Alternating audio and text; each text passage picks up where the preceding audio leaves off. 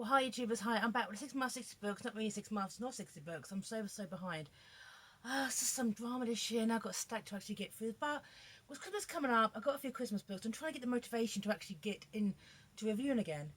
You know how it is, it's like swings and roundabouts sometimes, isn't it? Sometimes there's like a book you're just dying to talk about, but for some reason you just can't say at the time. So I thought it's the most wonderful time of the year.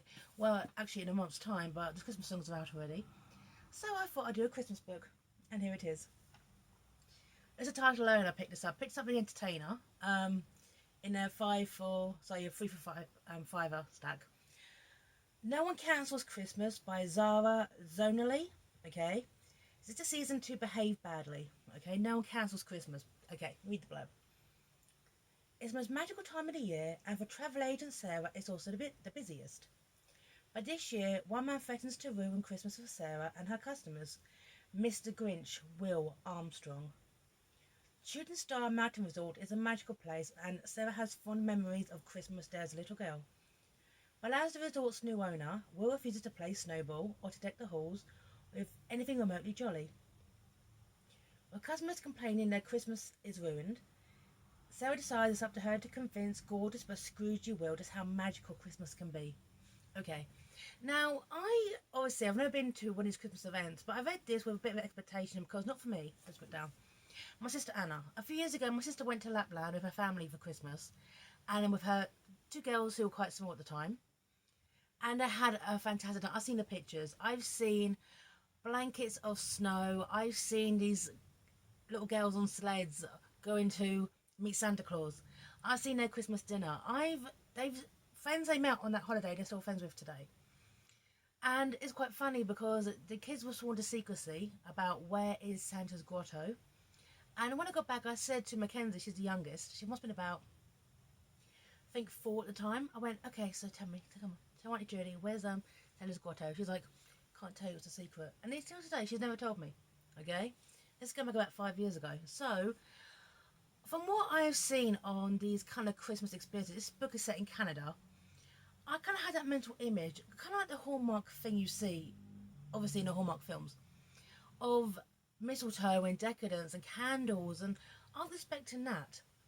And I don't think it delivered. Okay, let me read some of the blurb, okay? Right, this is when the couple haven't even met yet, okay? But they're communicating via email. Dear Mr. Armstrong, it is regret that I'm emailing you to inform you that you really are the proverbial pain in the ass. Burying your head in the sand isn't big and it isn't clever. If you really are the anti-Christmas, then go ahead and ruin your own Christmas. But grow a pair and think about other people for once. Ditch the attitude, mate. You're happy to take our clients' money, so forget your bar humbug, deck your flaming halls with jolly holly, and answer my freaking emails. Love and kisses, Sarah. Making memories, travel agents. I actually liked Sarah as a character because Sarah is one thing I don't like about these books about these characters around Christmas is they're too perfect. They always look too immaculate. With Sarah, she is very flawed. She also, it doesn't really go into much detail, but she also clearly has anxiety. She has something very bad happen to her in her own family when she was young. And she's kind of kept people at a distance. I mean, she breaks up with her boyfriend literally on the holidays because, I don't have to say this because I think it was too nice or because he wanted more, because basically he wanted a relationship. So, yeah, she pushes people away and then to get to the point where she's going to be stuck in the Canadian Mounties with this guy. She can't escape anymore. And it's clear from the moment, from the blurb in the back, her and Will are going to get together. And she's going to melt his heart. It's going to grow 3 sizes that day. Since he's the Grinch after all. And it's just really, really interesting though, because she doesn't even get to, I think it's about a good third of the book till she actually gets to the Wonderland, if you will. And it's just what I expected the magic. I expected her to walk in and it'd be kind of ramshackle, and you kind of get that. She's upset, Sarah is upset that the cottage she actually stayed in is now a dog kennel because she stayed there when she was a child after the tragic event in her family. But I never got the sense of wonder. I never got the sense of the surroundings. It just felt nothing. And also, there's also put on here, okay, because the actual business owner is Ed, okay? who's roped in his brother Will to kind of sort stuff out, and Will's heart's not in it because he had a event himself a short time a while earlier. And his heart's not in the game. So basically, Ed's head's not in the game. Will's heart's not in the game. But the problem is, Will and Ed, the way author described them, I couldn't tell them apart at times. They just became just indistinguishable. And characters that Sarah talks to at the beginning of the book, they kind of feature back in at the end. But at the point, so much time has passed, you actually forgot who they were. And this is not a long book, okay? And also, I mean, this is obviously a contrived cliche like this. His eyes are actually quite nice, though. Well, very nice. In unusually intensity, slightly unnerving kind of way. If he smiled, he might actually be attractive. If I liked his type, as in the all-man outdoorsy, not happy type, which isn't my type at all. No way I can imagine him with a gladios grip between his naked buttocks or giving him the once overdone sex session. I think I might be going a bit beetrooty coloured. I need to concentrate. If I look away, sometimes I've got to lose a battle to win the war. That is that kind of purpley kind of prose kind of slipping in.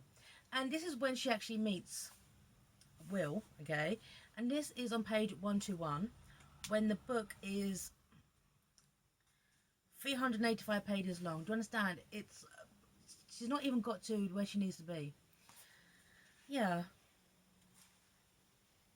And one thing with Sarah though, she's trying to create this kind of like Christmas perfect fantasy when I don't think her memories were as good as even she thinks they are. This bit here, okay? This is when she's talking about the brochure with Will.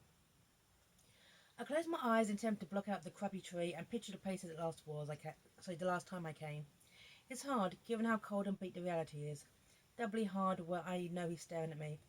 There should be roaring fire decorations, fir cones, candles, cinnamon sticks. It's what all places should have at Christmas time.